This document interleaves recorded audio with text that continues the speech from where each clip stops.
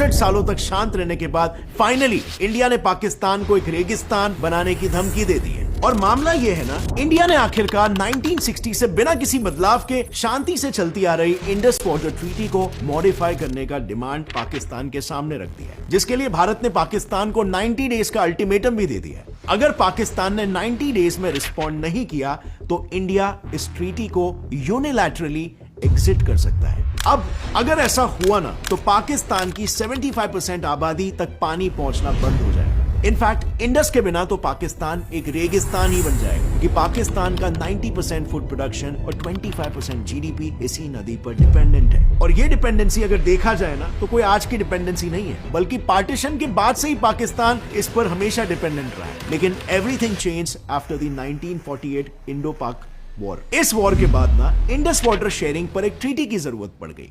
देखो, पार्टीशन के बाद एक दिन 1948 को कश्मीर में पाकिस्तान के रिपीटेड इनकर्शंस को देखकर कुछ देशभक्त इंजीनियर्स ने पाकिस्तान में जाने वाले पानी को डैम्स की मदद से रोक लिया और बस इस एक अकेले मुद्दे को उठाकर पाकिस्तान इंडस वाटर ट्रीटी मांगने लग गया। बट माइंड यू, ये इंडिया का इंडस रिवर का इस्तेमाल करके पाकिस्तान को थ्रेटन करने का पहला और आखिरी एक्शन था। हालांकि इस इंसिडेंट के तुरंत बाद इंडिया ने कैनल्स को फिर से शुरू कर दिया, लेकिन फिर भी इस इंसिडेंट का फायदा उठाकर पाकिस्तान ने वर्ल्ड बैंक को अप्रोच किया और अल्टीमेटली वर्ल्ड बैंक ने इंडिया और पाकिस्तान के बीच साइन करवाया the infamous Indus water treaty. अब अगर देखा जाए ना तो इंडस वाटर ट्रीटी को दुनिया की सबसे सक्सेसफुल और सबसे ज्यादा जेनरस ट्रीटी का मानी जाती है। एक बार तो फॉर्मर यूएस प्रेसिडेंट आइजनहोवर ने इसको डिस्क्राइब करते हुए ये कहा था कि ट्रीटी इस डिप्रेसिंग दुनिया में एक चमकता हुआ सितारे जैसा है। और हो भी क्यों ना, क्योंकि इस ट्रीटी को साइन करके इंडिया ने दुनिया भर में एक एग्जाम्पल सेट कर दिया पीस और यूनिटी का। जरा इन रिवर्स को देखो, इंडस और उसकी ट्रिब्यूटरीज इंडिया से फ्लो होकर पाकिस्तान में जाती है, यानी इंडिया टेक्निकली ठहरा अपर रिपेरियन नेशन, जबकि Pakistan is downstream riparian nation. अब क्योंकि अपर रिपेरियन नेशंस के पास रिवर फ्लोज का पूरा कंट्रोल होता है, इंडिया ने इसका बिल्कुल फायदा नहीं उठाया।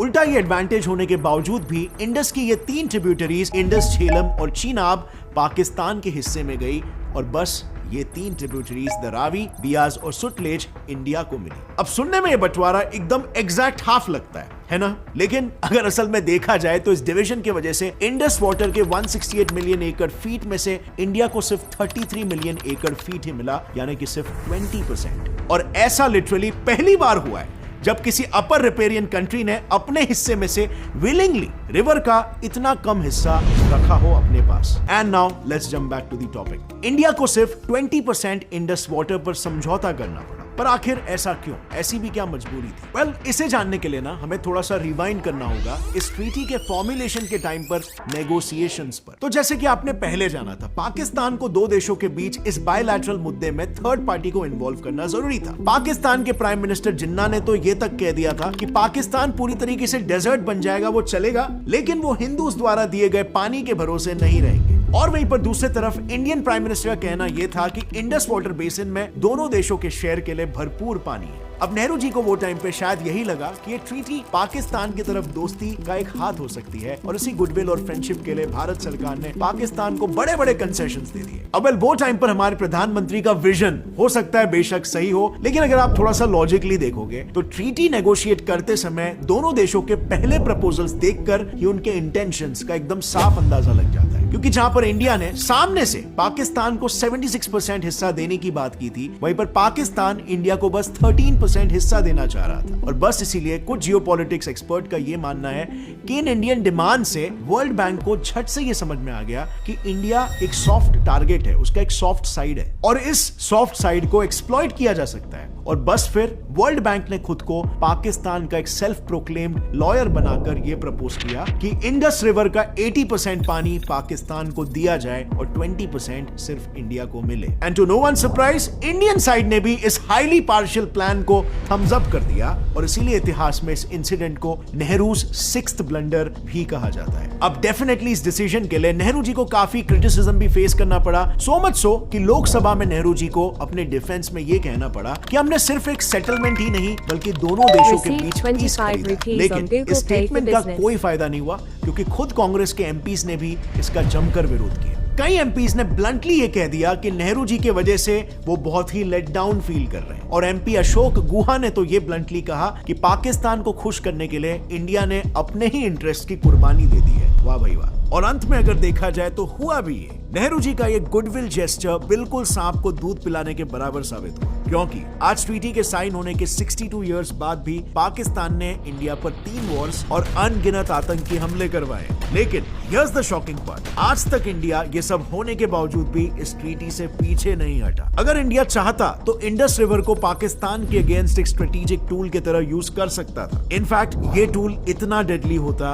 कि इस पर एक इंपॉर्टेंट अमेरिकन अटॉर्नी डेविड लिलियनथाल, जो खुद इंडस वाटर ट्रीटी में क्लोजली इन्वॉल्व थे, उन्होंने ये कहा था कि पाकिस्तान आर्मी बॉम्ब्स और वेपन से अपने दुश्मन को उतना डिस्ट्रॉय नहीं कर सकती जितना इंडिया पाकिस्तान को कर सकता है इंडस वाटर को परमानेंटली शट ऑफ करके। बट इंडिया ने इसका एडवांटेज कभी नहीं लिया। आज भी ये ट्रीटी अकेला इंडिया ही चला रहा है, वो भी इससे लॉस होने के बावजूद। और वहीं पर दुनिया भर में पिक्चर कुछ और ही चल रही है। आई मीन एशिया का एग्जाम्पल ले लो, यहाँ पर 57 ट्रांसनेशनल रिवर्स है, यानी ऐसी रिवर्स जो 2 या उससे ज्यादा कंट्रीज में बहती है। लेकिन इन रिवर्स के शेयरिंग पर आज तक कोई ट्रीटी या कोई वाटर शेयरिंग एग्रीमेंट कभी बना नहीं। चाइना का ही केस ले लो, ये एक ऐसा कंट्री है जहां सबसे ज्यादा ट्रांसनेशनल रिवर्स ओरिजिनेट करती है। स्पेसिफिकली अगर देखें तो चाइना से 18 से ज्यादा रिवर्स डाउनस्ट्रीम कंट्रीज में जाती है, लेकिन चाइना ने इनमें से एक भी कंट्री के साथ कोई भी वाटर शेयरिंग ट्रीटी नहीं साइन किया है। वो बस अनहिंज तरीकों से इन सभी रिवर्स के फ्लो को कंट्रोल करता है। लेकिन इंडिया की बात करें तो नॉट ओनली पाकिस्तान बट हमने बांग्लादेश के साथ भी वाटर शेयरिंग ट्रीटी साइन कर रखी है, और हम एशिया में ऐसा करने वाले इकलौते देश है। सो अब फ्रेंड्स, सोचने वाली बात यह है ना कि अब अचानक से ऐसा क्या हुआ कि जो अब इंडिया ने फाइनली इस ट्रीटी पर एक्शन लेने का सोच लिया है। Well the reason is Pakistan का कॉन्स्टेंटली इंडिया के इंडस रिवर प्रोजेक्ट्स पर सवाल उठाना। सो 2015 में पाकिस्तान ने इंडिया के इंडस रिवर पर बन रहे 2 हाइड्रो पावर डैम्स पर ऑब्जेक्शन रेज किया, और एक बार फिर से वो सीधा चला गया वर्ल्ड बैंक के पास।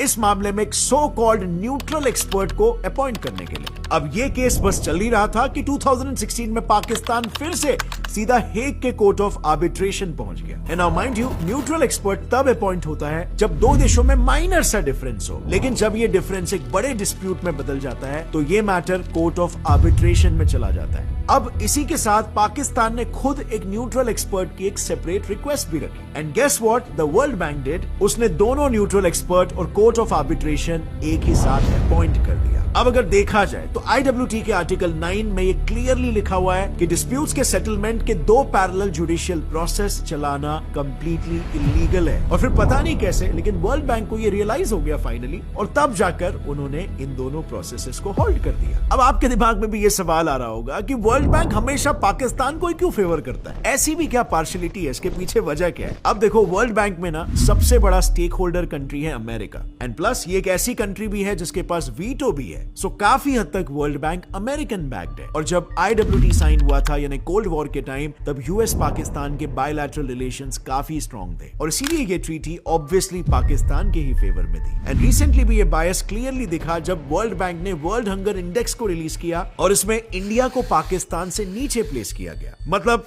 कैन यू इमेजिन, इंडिया को पाकिस्तान से भी ज्यादा हंगर प्रोन बता दिया। और इस रीसेंट इशू पर इंडिया ने वर्ल्ड बैंक को ओपनली ये कह दिया कि उसे इस मैटर में इंटरफेयर करने की कोई जरूरत नहीं है। अब ये जवाब तो वर्ल्ड बैंक को था, लेकिन उरी अटैक के बाद मोदी जी ने ये कह दिया कि खून और पानी एक साथ नहीं बह सकते। हालांकि ऐसा कुछ तो हुआ नहीं, पर मोदी गवर्नमेंट ने ये डिसाइड कर लिया कि वो ट्रीटी के टर्म्स में रहते हुए रिवर वाटर का मैक्सिमम पॉसिबल यूज करेंगे। अब वो बूंद बूंद पानी रोक करके मैं पंजाब के, जम्मू कश्मीर के, हिंदुस्तान के किसानों के लिए वो पानी लाने के लिए कृतसंकल्प। क्योंकि आज तक इंडिया को जो 20% इंडस वाटर अपने हिस्से में मिलता था, उसमें भी हम सिर्फ 93% ही यूज कर रहे थे, और बाकी का 7% पानी हमारे हिस्से में से भी हम पाकिस्तान में बह जाने दे रहे थे। साथ ही में हम इंडस वाटर से सिर्फ 8 लाख एकड़ के एरिया को ही इरिगेट कर रहे थे, जबकि हमें ट्रीटी के अंडर 13.2 लाख की परमिशन दी गई थी। तो बस इंडिया ने उसके बाद से इस तरह की जेनेरोसिटी दिखाना बंद कर दिया। इनफैक्ट गवर्नमेंट ने तो खुद इंडस बेसिन पर 4 नए फास्ट ट्रैक इरिगेशन प्रोजेक्ट्स भी लॉन्च कर दिए, और इस प्रोजेक्ट से कश्मीर में एक्स्ट्रा 2 लाख एकड़ के खेतों में इरिगेशन बढ़ जाएगा। और रही बात फ्रेंड्स पाकिस्तान की, तो जिन डैम्स पर उसने ऑब्जेक्शन रेज किया है उसमें से किशनगंगा तो ऑलरेडी फुल्ली फंक्शनल है। इससे कश्मीरी नहीं बल्कि बहुत सारे नॉर्थ इंडियन स्टेट्स बेनिफिट कर रहे हैं। इससे जनरेट हुई 12% एनर्जी तो ऑलरेडी एनर्जी डेफिशिएंट कश्मीर में जाती है। तो यू कैन इमेजिन ये डैम्स जिससे पाकिस्तान को इतनी प्रॉब्लम्स है वो इंडिया के लिए कितनी बेनिफिशियल है। लेकिन जहां पर इतने सालों तक इंडिया पाकिस्तान को लेकर वाटर शेयरिंग के मामले में इतना जेनरस रहा था, वहीं पर चाइना जो इंडिया के साथ ब्रह्मपुत्र रिवर शेयर करता है, कॉन्स्टेंटली ब्रह्मपुत्र के पानी को अपने तरफ डाइवर्ट कर रहा है। ये चीज चाइना इतनी स्ट्रेटेजिकली कर रहा है ना कि लिटरली उसने वाटर वॉर छेड़ दिया। और इस चीज के बारे में मैंने इस वीडियो में पूरी तरीके से एक्सप्लेन किया है कि कैसे चाइना इंडिया का फायदा उठा रहा है। इसे आप यहां पर क्लिक करके देख सकते हो ताकि आप भी अवेयर रहो।